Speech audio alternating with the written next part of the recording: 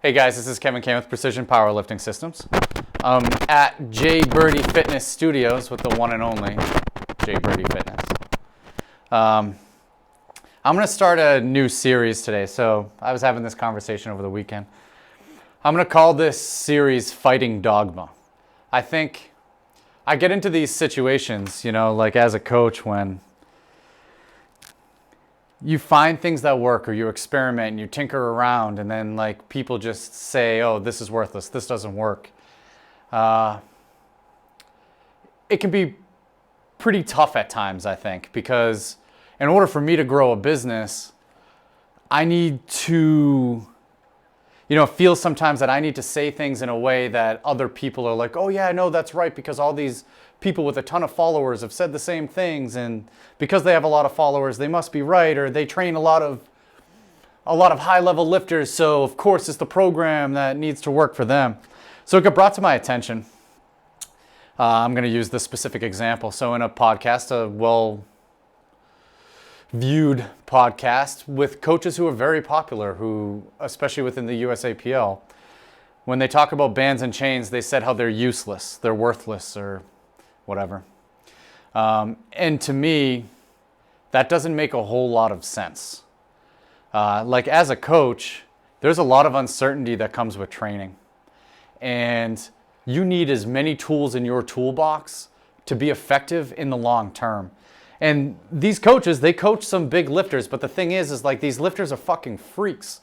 Like, is it the program that made them that way, or were they built up to be that way because the coach is following, or, the coach has the ability to coach them up into being really good lifters? And this is by no means, I'm not trying to shit on any of the coaches that do this or whatever, but at the same time, I'm going to tell them that they're wrong in saying that. So I think what we get into this, especially I think within that USAPL culture, it's a bunch of really young lifters and really young coaches that are all too smart for their own good, right? Where it's like science this and science that. They'll put science in the name of their freaking teams, and they're evidence-based and all this other stuff. The thing is like they've lost sight of how people got really fucking strong earlier on. So one of the examples I'm going to use is, so I would imagine the majority of the people listening to this don't even know who Westside Barbell Culver City was. So they were actually the group. They called themselves Westside Barbell before the Westside Barbell in Columbus, Ohio. And actually Louis named his gym after Bill Peanuts West's gym out in Culver City, California. One of the things that they were really big on was they took max weights all the time. So if they were doing a set of 3, if they were doing a set of 5, if they were doing a single, they were always using limit weights. The other thing that they used a lot of high box squats to overload the lifts. So if you walked into a gym today and you saw a lifter lifting a ton of weights on a high box squat, typically you get this culture of, well, that guy doesn't know what he's doing, or that girl doesn't know what they're doing. You need to train the full range of motion and all this shit. The thing is like that style of training. So Pat Casey was probably the most notable lifter to come out of Westside Barbell Culver City. Was the first to squat 800 pounds, the first to bench 600 pounds, and the first to total 2,100 pounds. So clearly it worked. And these guys were really strong. They had minimal or no equipment. And that is science. So over time, like all of these lifters figuring stuff out. Then you fast forward, Louis Simmons reads about Bill West's group and the box squats and everything else, and he continues that process on. So then he continues to tinker in the gym and do all of these things, stumbles upon bands and chains and figures out how to use them in his training. And the numbers for Westside Barbell speak for themselves. That is science, and I think so many times we lose the view of what real practical application means. Like, it doesn't need to be in a peer-reviewed journal. I don't need to know that 14 untrained men used bands and chains and didn't get any stronger than when they didn't use them, or whatever some of the research says. And also, and this is something I'm going to cover, to actually figure out the amount of band and chain to use to accommodate the resistance for a specific lifter, that's a process that you need to figure out. So like the researchers typically have no fucking idea what they're doing. And they don't know how to get people strong. They don't know how to coach the technique to get people strong.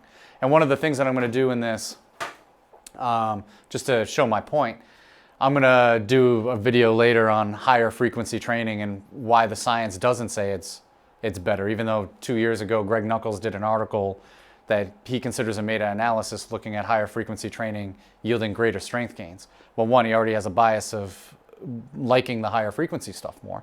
And that's fine. I'm not saying the higher frequency stuff doesn't work. But even if you go through those studies, when you look at the trained individuals, one of them, in order to be considered trained, they had to train 3 days a week for at least a year. I mean, my stepfather is literally in his mid-50s, weighs about 135 pounds, has been training consistently for 3 years, coming at least 3 days a week. I absolutely would not consider him a trained lifter. Like, when you get into powerlifting, they're trained lifters. And when you're using the term trained in these research studies, trained compared to untrained, in a lot of cases, it doesn't even make a difference because they're not powerlifters. They're not trained at the sport in which we compete in. So a lot of the numbers that you see, it's like, all right, solid. Like, the higher frequency groups tended to yield greater results. They tend to be shorter term as well. So yeah, maybe it worked great for 8 to 12 weeks, but maybe they get fucked up 2 years down the road. Like, this is a sport that in order to be elite, you need to put some road behind you and a lot of training hours in order to get to those levels. Now, don't get me wrong, I'm going to get back to what I was talking about before. Some people coach freaks that their road to get there is a lot smaller. Like, the first time they go out to squat, they're squatting more weights than some of us are ever going to squat in our lives. And they're the ones who tend to be really competitive. So was it the fact that they were doing a higher frequency program, or they don't like bands and chains? Like, is that what really made them strong? Or are they just strong because they have an ability to move more weights based off of leverages and maybe muscle fiber type, maybe how their central nervous system is wired? Their training age might be more than you think because they may have played football all through their lives, through college. So they had a lot of weight room experience that allowed them to achieve certain levels. I could go on a rant for this forever, but so today, this is going to be the first video I do in the Fighting Dogma series. And what's funny is bands and chains are huge in one area, right? You get out of that USAPL circle jerk and you get plenty of people who are all for bands and chains.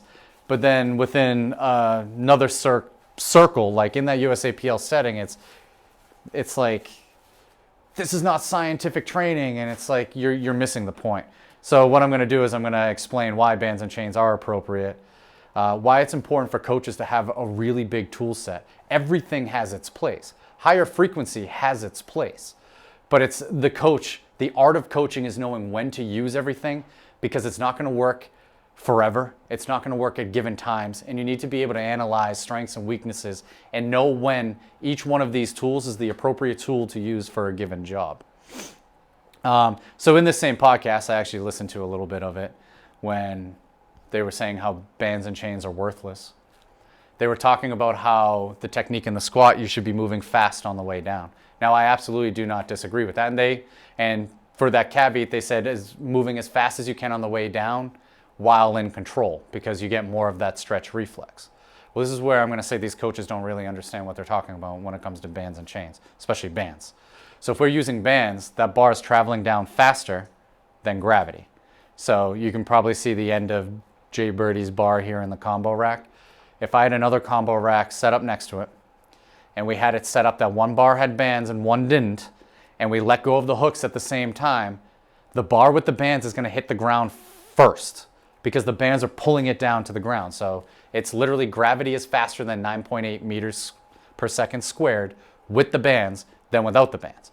So if you're going to make the argument that the technique, you need to be fast on the way down to utilize that stretch shortening cycle, and you don't want to lose control of the weight, I can move faster on the way down or have to control more gravity on the way down with bands because of the overspeed eccentrics. So they're going to load the muscles with that bigger stretch reflex so you can be more aggressive on the way up. So right off the bat, if it's coming for like that technical aspect, hitting the hole with speed so that you come up faster, bands are going to help the lifter figure that out. I think in a lot of cases too, you just get these coaches who have never used bands and chains with the right amount of band tension or the right amount of chain weight.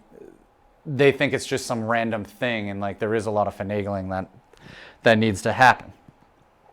So it teaches that skill and that control on the way down while managing gravity faster. And then you need to be able to reverse that tension. So like all that energy goes into the muscles, right? The bands stretch the same way the muscles stretch.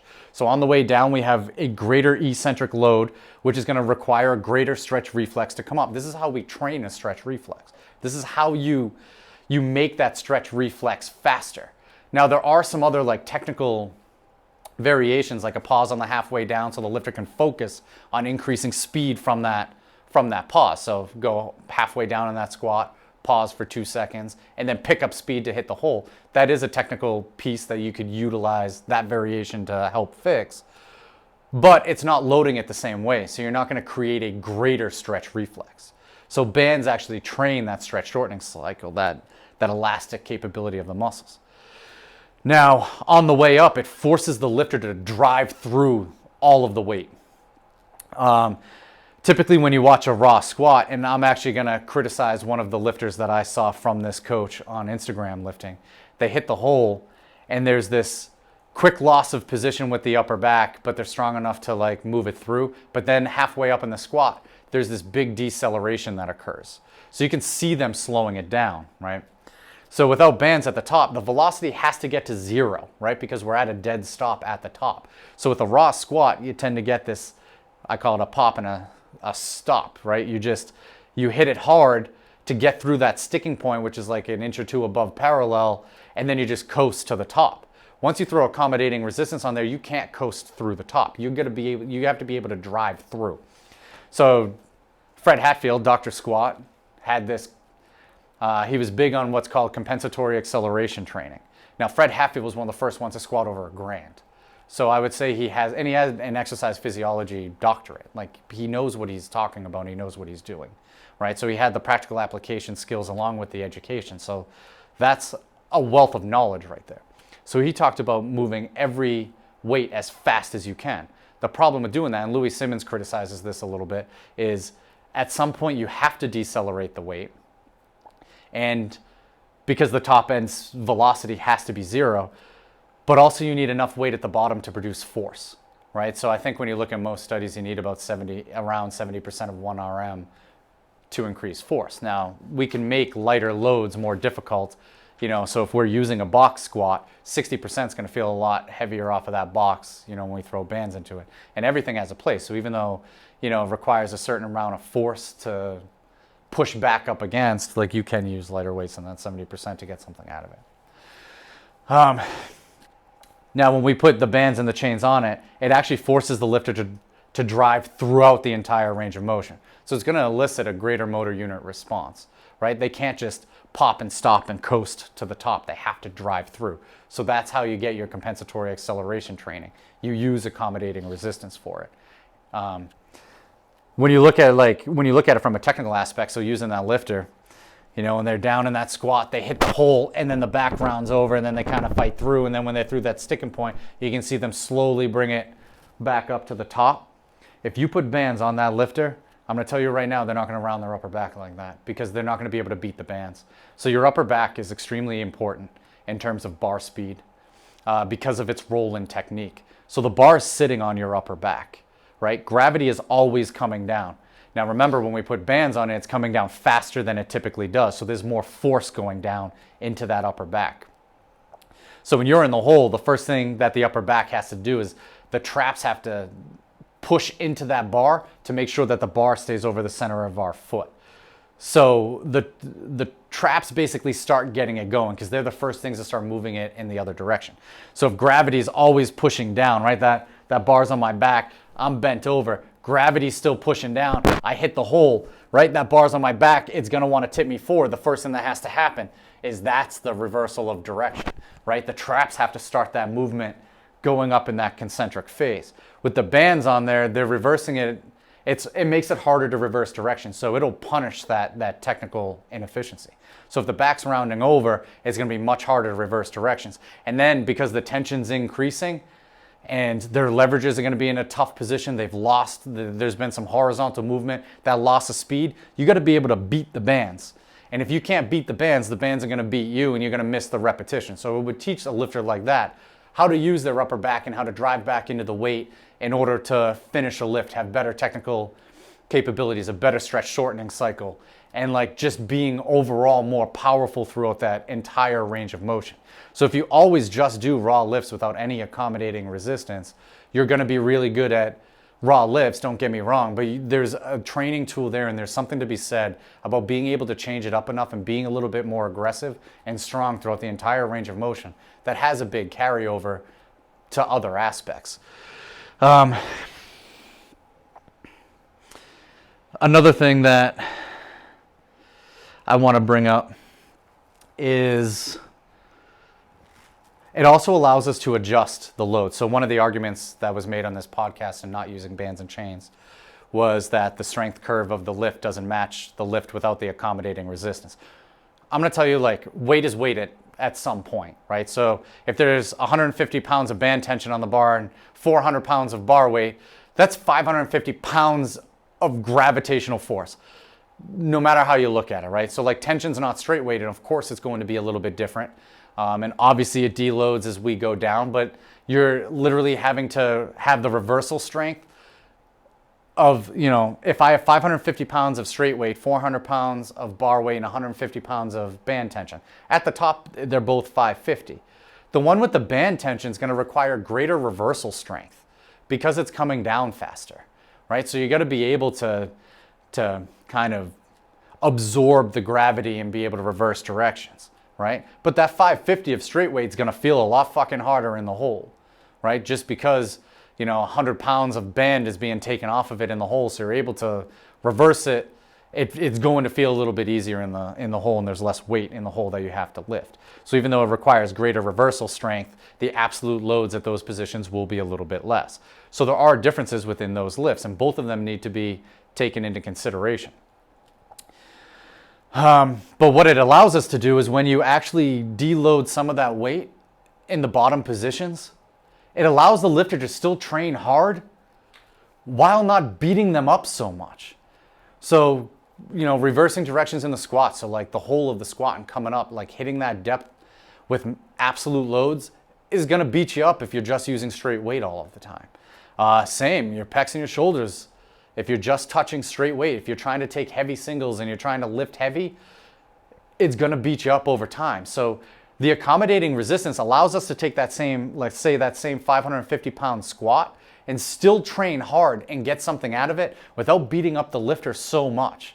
If we're just constantly using those absolute loads at higher levels in those positions that are more difficult, where there's less leverage for that lifter in those positions, the recovery cost is very different amongst the two exercises. So using bands and chains appropriately can allow you to keep intensity higher in a training program without beating up the lifter so much.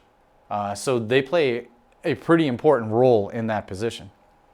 The other thing too that bands and chains do, it allows you to overload the top. So there's a psychological component to it when you know that when you unrack something and it's heavier than anything you've felt on your back that you've completed in a competition lift, it feels fucking heavier, right? So if you're constantly locking out bigger weights, so let's say your best squat's 600 pounds, but you're constantly locking out 650, 660, low 600s, and you're feeling it on your back, there's a psychological component that finally when you remove those things from it, you remove the bands and the chains and you put the straight weight on there, it's an all-time PR. They felt what it feels like to hold that weight on their back or above their chest or whatever, or lock it out on a deadlift.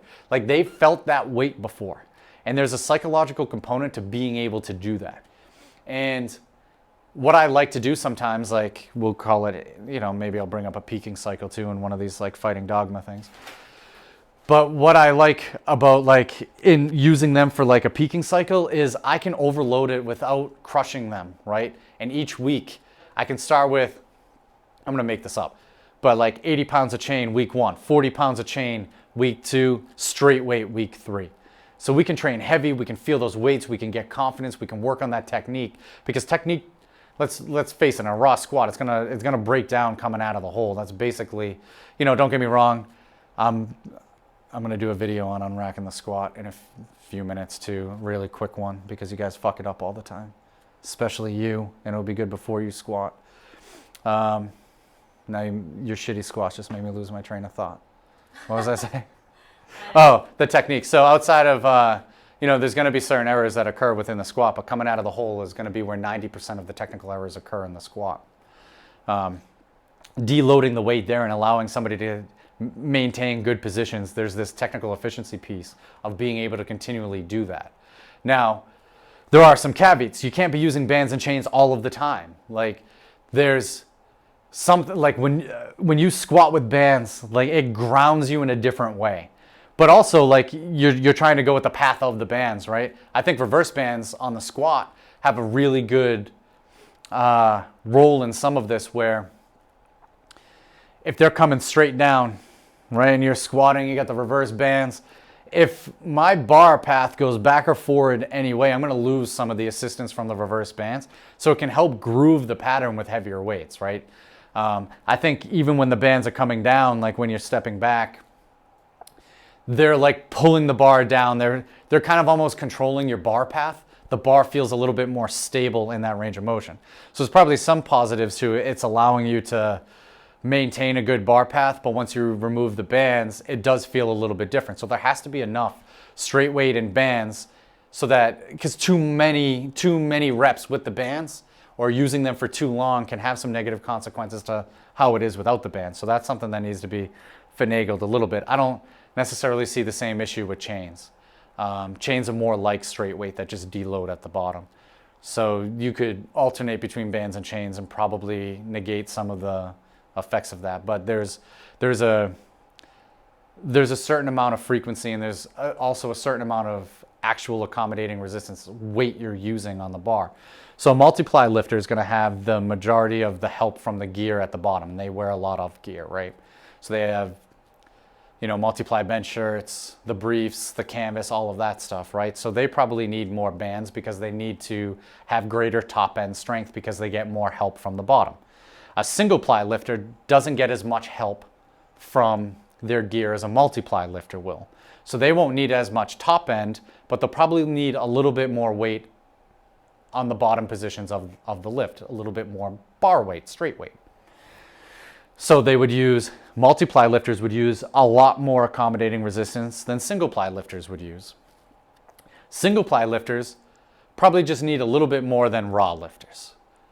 So I would say like raw and single ply are much closer together. So the way that we do a lot of our single ply training, like me personally, I have larger squat suits and bench shirts and deadlift suits that I wear. They're a full size, if not even more. Like I can get in them in seconds. So the fact that I'm using a bigger piece of equipment in the bottom, so I'm not getting as much out of my gear, and dropping the accommodating resistance a little bit, but still getting enough at the top end, I found like a sweet spot for that stuff. Now for the raw lifters, the same thing. A raw lifter that squats 600 pounds doesn't need 300 pounds of band tension. So what I have found, what I'm going to do is I'm going to do a separate video probably on Thursday where I'm going to go over how we use accommodating resistance with PPS based off of like squat totals and squat numbers, bench numbers, and all of that stuff. And that'll just be on Patreon, so I'm not going to give all my secrets out for free. You mean your OnlyFans? Or my OnlyFans, but that's where I talk about these things naked. Yeah.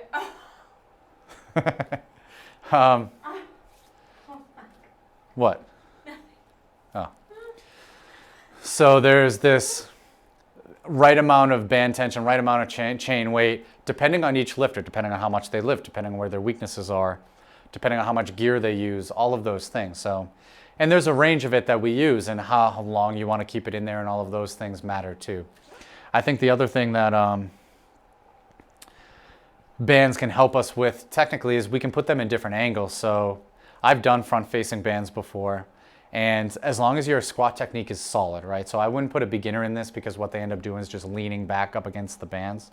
So they're not doing a real squat, a good-looking squat. But if you have somebody who takes their squat and their squat's pretty stable, and you give them front-facing bands, it'll really teach them how to drive their back into the bar first, or they'll get pulled forward, right? So you would see this a lot in like corrective exercise forms. Do you remember? Like somebody's knee would be caving in, so you'd pull their knee in more, and it would force them to think of it like when you pull them further into that. You mean with a band? With a band or something, yeah. You'd pull them more into that inefficiency. They'd be forced to react to it. Yeah. The bands can do the same thing within. It was called reactive neuromuscular facilitation. Say that 10 times fast. Yeah. Right? All the science nerds will jump at that. But the bands can do the same thing within the lifts, right? And if you have enough load, it can have greater carryover to the technique of your lifts if that's an issue that somebody's having. I've done back-facing bands on the bench press. So a lot of times you'll see somebody touch their chest and you get this hard elbow flare. When I put the bands facing backwards, what it does is it forces you to almost do a tricep extension off your chest, right? So it teaches that more straight bar path, which maybe that's another Dogma video we'll have to do because people argue against that, and helps build the triceps. So the stronger your triceps are, the faster it's going to move off your chest, the shorter the range of motion, and the more it saves your shoulders. Like when we really flare like that, it's a lot of delt and a lot of pec. And those lifters that I've had with that technical inefficiency, in my experiences, tend to be the ones that can't really push the bench that much because they tend to always have these shoulder things happening. So learning how to like drive through with your arms, even if you're going to teach the bench with pushing it back towards your face, doing something with a little bit of variation that's going to build the elbow extension of the bench press probably should still have a role within your training. So the bands allow us to manipulate forces in ways that are going to force the lifter to learn how to figure out the technique for themselves. Like I think what you get a lot of times is like these coaches it becomes a coach saying something and then the lifter trying to interpret what the coach is saying. But from a dynamic systems theory aspect, what I want to do is I want to put the lifters in positions that they can't complete a task if they do it inefficiently, and it only leaves room to be able to do that task more efficiently. And they learn by experiencing the movement. So if I have a lifter that pitches forward hard and I give them front-facing bands, they'll have to quickly figure out how to stay upright. Now, what I need to make sure is they're not just leaning back against the bands to stay upright. So it's going to be the right amount of band tension and the right amount of communication from me so that they understand what they're doing. But it gives us those options to fix things that aren't so much centered around the coach's words. And I think that's really important. And that's, the science shows that learning happens better when they have those experiences for themselves. And that's kind of one of the big selling points of a dynamic systems theory approach is it allows me to put the lifters into positions that they need to figure it out. And if they do it inefficiently, they don't complete the task. But if they do it with a more efficient movement strategy, they will complete the task. And you do it long enough, and hopefully it becomes an ingrained skill that they have within the lift. I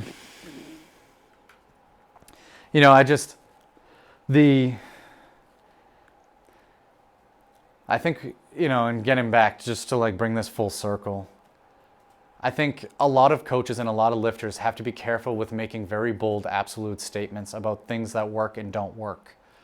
I think we're in this like fad where like science is everything, and if some peer-reviewed journal didn't give it efficacy, then we need to throw it out. Or if it gives it efficacy, we need to change everything from high intense training to sub-maximal, higher frequency and all of this stuff. And I think a big problem with that is a lot of lifters and a lot of coaches don't know the history of the sport and have never talked with people who've been doing it for a long period of time because they've applied science in the real world. So like those guys at Westside Barbell Culver City created racks so that they could do pin presses and all of these other things off of. Vincenello had told me that he used phone books before there were boards so that they could work on weak pieces of the range of motion in their bench press, and they could overload it a little bit. They did things and they created things to figure out ways to train and to get strong.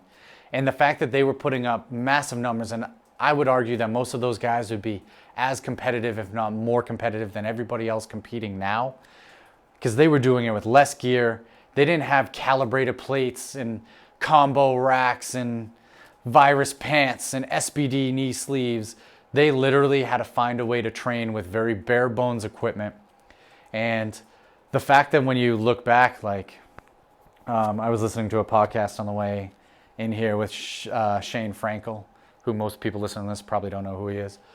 But this guy totaled like over 2,600 pounds at 198 pounds body weight and over 2,700 pounds at 220. These records have been standing almost since he's done them. I don't think they've been broken.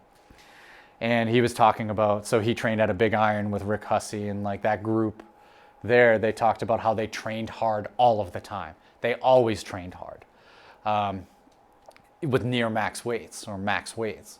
Westside Barbell, Culver City, same thing. They'd always, they'd set up their day so that they'd do higher rep stuff, but it was for a pump. And it was, they had these 3-4 exercises that they did total for the day, but they used a lot of heavier weights.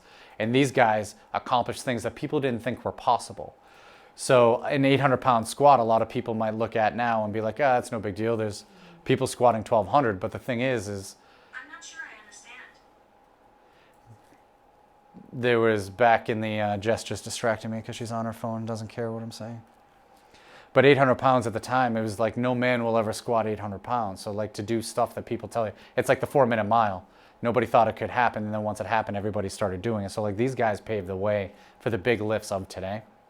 And to be able to do those when other people didn't believe you could do them makes it even more impressive.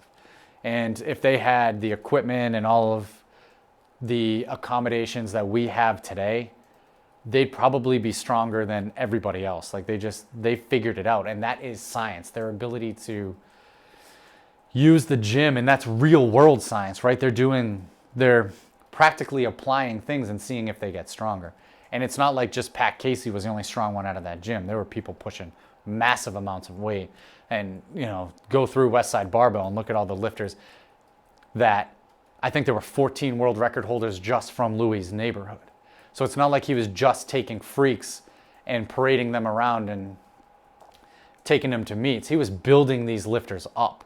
And that's something that can't be forgotten. And again, to bring it full circle, like we end up looking at a coach who trains or who coaches lifters that tend to be freaks, and we're like, oh, that guy knows what he's doing. And it's like, no, that guy was just in the right place at the right time to have that lifter come to them to be their coach. And I think John Kiley said this on a podcast when he's like, I don't care about the success that a coach had. I want to see the graveyard. How many people have they had that didn't do well, and what adjustments did they make along the way? Like 5-6 years into this, I'm doing stuff very different than I was 5 to 6 years ago. And I think every coach, if you're doing the same things now that you were doing 5 years ago, you haven't learned from your mistakes. So over time, other people who are more agile in their thinking, who are going to try things and attempt new things and try to figure things out and tinker in the gym, they're going to be the ones that are always learning, always progressing, and always moving forward. Where the ones who are stuck in their ways, who think that they've figured it all out, they'll be the ones who get left behind over time. And to say that accommodating resistance is worthless in a podcast tells me that that's a coach that's kind of stuck with where they're at. And for me, that's another tool in my toolbox that I can help a lifter who might be stuck, who might have some technical inefficiencies. I can help them progress. And in the same podcast, they were talking about how, technique is always the weakness that they look for. And, they used Dave Tate as an example with the mental, physical, and technical. And I lean towards, and I agree with Dave Tate in this aspect. You can't just fix technique and expect everything to work out fine. I do think it's extremely important. And I don't think there's any old school lifter coach or successful lifter coach that won't tell you that technique's important. But in my experiences, when I was doing a lot more shake-out, more higher frequency, sub-maximal work, lifters were having issues with confidence when I had to put heavier weight on that bar. So there is mental components to it. And physical components, I think a lot of those do get tied in with the technique, and they get, mixed together a little bit, but I need to get better at the technological aspects. So Jess Ward today was squatting. She was doing wide stance squats with double minis, which are about 110, 120 pounds of band tension at the top for her her height. She took 320 pounds of bar weight plus that 120 in band. So that's 440 at the top. Her best is 370, and we've actually started really pushing her squats with the bands. She PR'd an all-time set of 4 on her day 4 a couple days ago of 325, which is about 90% of her best. And she recorded as an RPE 8.5. So it was a 10 the last time that she had taken it. So the bands are what she said, she feels more control in the hole. So like her ability to hit the hole and then have that drive out of the hole. There's something to be said about using the bands. She's used bands for now 6 weeks, but before that 5 weeks on the other day to really work on that speed out of the hole. But what you can see in this lift, so before she just wasn't generating enough speed out of the hole, which is why we were using bands. We did box squats with bands, a lot of that too, before this. Safety squat bar, box squats with bands. So in this lift, she gets, 3 inches or so, 4 inches above parallel, and you can see the lower back start to round over. What we're starting to see there is at that angle, that's where the hips have the least amount of leverage. We're seeing a physical weakness. We're seeing her hip strength reach its limits. That's not a technique issue. That doesn't happen with the lighter weights. So I watch her lift the lighter weights all of the time and never see that happen. It's actually the first time I've ever seen it happen on a squat. It happens on the deadlift at about the same angles, obviously, but I've never seen it happen on a squat. But you're talking at that angle in the squat where the bands were kicking in, it's probably greater than her 1RM. You're talking it's probably 380 to 390 at least in that position there, maybe even closer to 400. So you're seeing the limit strengths of her hips. So to say that just focus on the technique and the mental and the physical don't play a role, all 3 of them play a role. To me, that's just inexperience as a coach with being able to really look at a lifter and understand what's going on within the lifts themselves. And I've learned a lot or how to do that by talking to coaches who've just been doing it for a long period of time. And it's all that they've done. So weaknesses are mental, physical, or technical. All 3 of those apply, not just technical. And in order to attack all of that stuff, the specificity, and I'm going to get into this because I saw another study where it's saying the first few reps are a set are all that matters, and you can use much lower RPEs to improve 1RM strength. And this is where scientific research by people who have no fucking idea how to get strong just gets too far overblown, and then people take this and run with it because they sound smart because they're citing science when it's not real world practically applied science. If powerlifters found out that they could lift RPE 6 all the time and just get stronger, they'd fucking do that. But in order to lift with such low RPEs, you need to lift every fucking day in order to get stronger. So the real world practical application of things can't be denied. So when I see gyms like Westside get really strong with something, I want to know how to use it. I want to talk to that coach that does something different from everybody else, not just has to talk shit about the way somebody else trains to make themselves seem smart. And I think, I don't know why, but for some reason, the powerlifting community that we live in now is like that. It's, I've had multiply lifters on my podcast. I've had single ply lifters on my podcast. I've had fraud lifters on my podcast. Everybody's goal is to get stronger, and everybody views getting stronger from a different perspective and does things a little bit differently. And that's how you can pull pieces from a wide range of viewpoints. Coaching is not about making yourself look good or putting somebody down to make yourself seem smart. The proof is in the pudding. I'm not well enough known where I get freaks. I get people who've never lifted weights before who then end up qualifying for nationals. I have people who qualify for the Arnold every year. And the majority of the lifters I've had for years that started with me. So I've had the ability to be able to apply my scientific methods in a real world setting for years with the same subjects. And for me, because I don't get the volume of people reaching out to me asking for coaching either. One, it's important for my business that I keep their progress moving forward. Otherwise, they wouldn't stick with me. So I think what you end up seeing with a lot of those more popular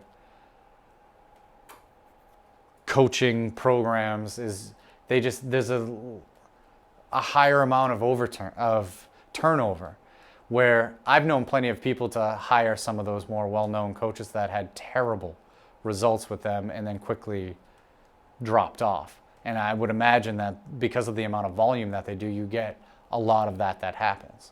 And this is not to say that their programs are poor, their coaching's poor, or any of that stuff. I respect a lot of them, and not all of them are the same way either. Like, I would say that some of those more well-known, well-known coaches and stuff do very well, and they have great information, and they think for themselves, and they don't put other people down. Like, I do think there's a lot of quality out there too within those, and there's a reason why they're popular, right? But if you're one of those ones just saying that, like, this is worthless how these people train, that's just for multiply, like, you have a very narrow viewpoint, and at the end of the day, you're going to have a very small tool set to help people progress over a longer period of time. Unless they're a freak of nature, when it's not you, like, it's them, and your job is literally to get them better. That's all I got, because I could rant on that. Any questions, Jess?